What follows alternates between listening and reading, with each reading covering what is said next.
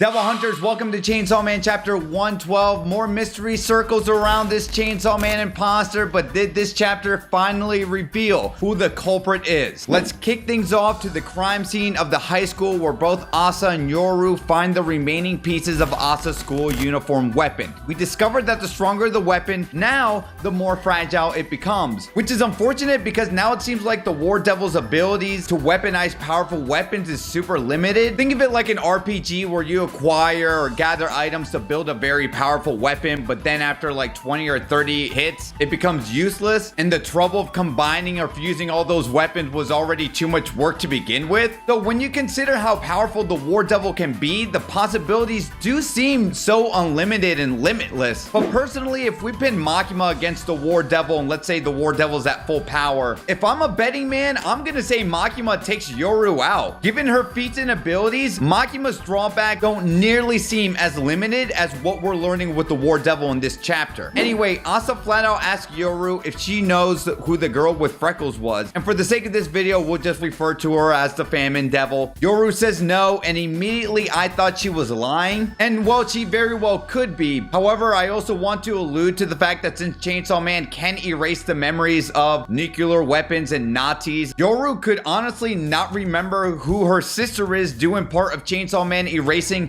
a part of her memory as a result. Speaking of, it's revealed that the girl with freckles is in fact part of the Devil Hunters Club and reveals her identity, which by that I mean the earrings and swirling eyes to Asa. Then we meet the student council slash Devil Hunter Club president Haruka, who offers Asa a spot to join the club after a fellow member saw Asa's feats against the Justice Devil. Yoru asks Haruka if he knows anything about Chainsaw Man being a part of the club, where he laughs and reveals that he's in fact Chainsaw Man himself. He lifts the school uniform to reveal the Chainsaw Man ripcord on his chest. So is this the culprit? Look, sometimes I feel like the simplest solution could be the answer, and this guy could be it. Fujimoto did give Haruka those same baggy eye designs like Denji has. However, I feel like this could also be a farce, because what would attract a Devil's Hunter Club to gain momentum or popularity than by saying, Chainsaw Man, I'm the one running this club, and because we know people adore Chainsaw Man, I feel like this is the easiest way to get people to, well, be a part of it. And Haruka has black hair. I know this means absolutely nothing for a lot of people, but considering Denji has blonde hair, Denji blonde being the light to the contrast of Haruka the dark, and I don't know, how many of you are seeing the parallels of Peter Parker and Eddie Brock here, right? We're seeing our light versus dark. I really just want to see this Chainsaw Man versus Chainsaw Man battle. And the other lingering thing a lot of people could also say is that, you know, Haruka could just honestly have glued a cord on his chest as well. I really am 50-50 on this. But then the other possibility you have to consider is, if the Famine Devil is a part of this Devil Hunters Club, why hasn't she personally taken out Chainsaw Man, considering all the four horsemen want Chainsaw Man's heart, right? So, oh man, it seems like there's a lot more arguments on Haruka on being this fake Chainsaw Man imposter, but there is some sprinkled evidence that could say otherwise. So let me know in the comments down below if you guys think Haruka is the imposter. After the exchange, Asa and Yoru speak amongst themselves, with Yoru confirming that it has to be Chainsaw Man. Yoru admits that she can't defeat him in her current state, which makes sense. She struggled against the Justice Devil and admitted towards being weak against the reincarnated Bat Devil, which if she can't beat the Bat Devil and struggled against the Justice Devil, no way at this point in the story is Yoru able to defeat Chainsaw Man. During this conversation, Yoru demands Asa to make another weapon to use against Chainsaw Man, and she obeys pretty obediently, because Asa admits the longer Yoru stays in her, the more miserable she will be. But more importantly, dragging other people's in Asa's unfortunate situation. But you know they'll be inseparable, and Asa will appreciate the time that she's had with the War Devil. Now, the quest to turn someone into a weapon makes up the bulk of this chapter, where Yoru suggests to Asa that, hey, why not use animals, in particular her cat, into a weapon. Asa immediately declines, saying she would rather take out a human than a cat, similar to how Denji values the life of a cat more than the people he doesn't know against his battle with the Cockroach Devil. Now here, Asa suggests to turn a criminal into a weapon. However, Yoru responds that the weapon will be weak because it's already established that if she doesn't have feelings towards the thing she kills, the weapon is basically useless. With Fujimoto basically reestablishing once again a powerful weapon weapon requires powerful guilt. This in turn has Yoru telling Asa that she needs to pick something in between a cat and a criminal. Or rather, feel guilty for who you eliminate, but not enough to the point where you feel completely horrible about it. Here we see Asa look at Denji from a distance, picking up cigarette butts, but Denji, being a hustler and trying to make some money, uses all those leftover cigarette butts, turning them into new cigarettes to sell for homeless people. Asa gets annoyed by the act and has that eureka moment, concluding that Denji's bad, but not bad enough of a guy to turn into a weapon for Asa's use. But determined to get this situation she's in over with, ends up speaking with Denji and asks if she wants to go out on a date with her. Wow, Fujimoto, here's another woman pretending to like Denji and Denji still easily falling into the trap of it. But can you blame Denji here? Every week I feel like Fujimoto ends up taking us in a new direction with Chainsaw Man, and I honestly have no idea how Denji's and Asa's date is going to play out. But more importantly, whatever ends up happening in their date, let's assume Asa gets too close to Denji. Denji's going to have that Chainsaw Man core too. So again, it's going to lead for more comedic antics, but more importantly, will Yoru look at Denji and say, oh, wait a minute, this man could also be Chainsaw Man as well. But Haruka, as of now, is our leading Chainsaw Man imposter, and sadly, the next chapter won't arrive in another 2 weeks. But expect more Chainsaw Man theories to surface in the upcoming days anyway, like this one right here.